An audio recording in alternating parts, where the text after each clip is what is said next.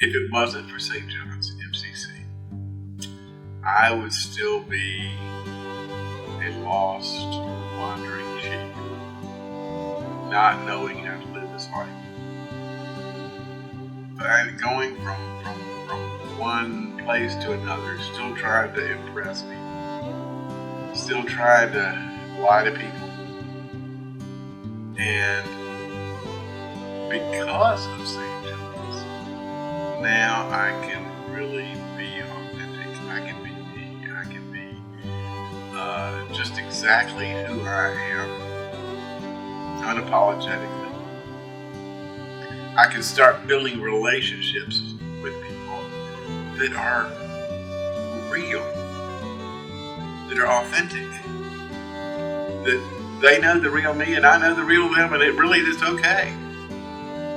Warts and all. That would not have been possible without St. John's MCC.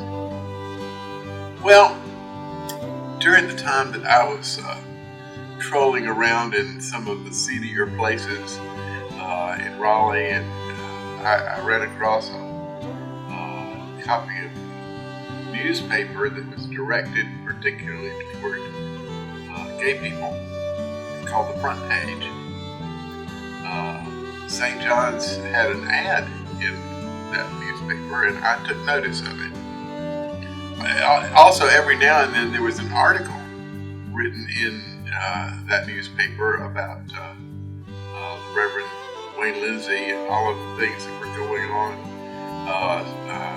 in what we now call social justice issues, where he would go down to the legislature and speak up for gay rights and that kind of thing at a time whenever nobody ever did that. But because I was in the closet and knew that I was gay, even though I was still acting as a straight person, I paid attention to that.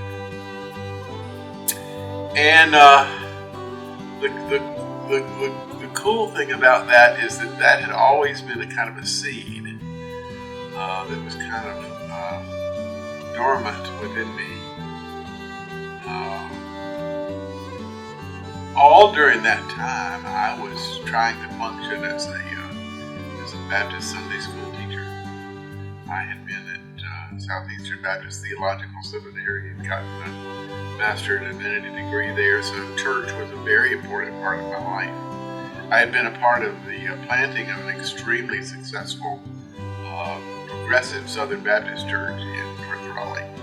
And so church life was very important to me, and one of the things that held me back from being authentic was knowing that if I let anybody know about this other side of my life, all that would be gone.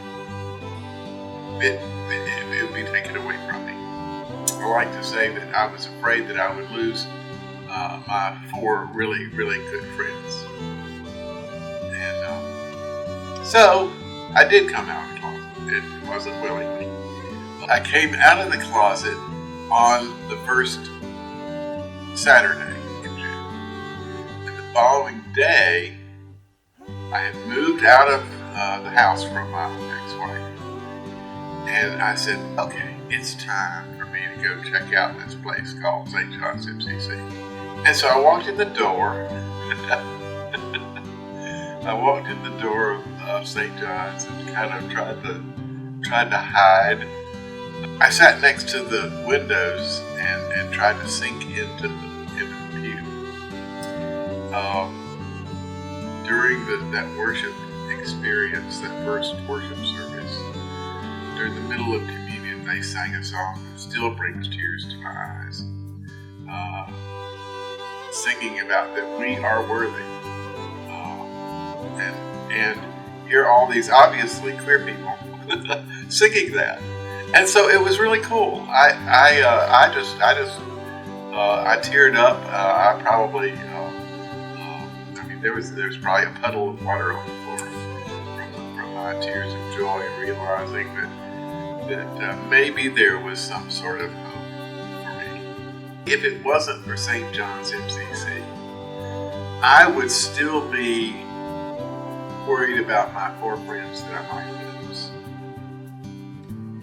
And realizing how important community is, a good example is of how to be a well-adjusted, happy, successful gay man. Since I didn't have any of that before, all of a sudden now there were all these people that surrounded me, and they knew my journey. They knew what I had gone through, and they suddenly realized and I suddenly realized that it was okay, and that they loved me anyway.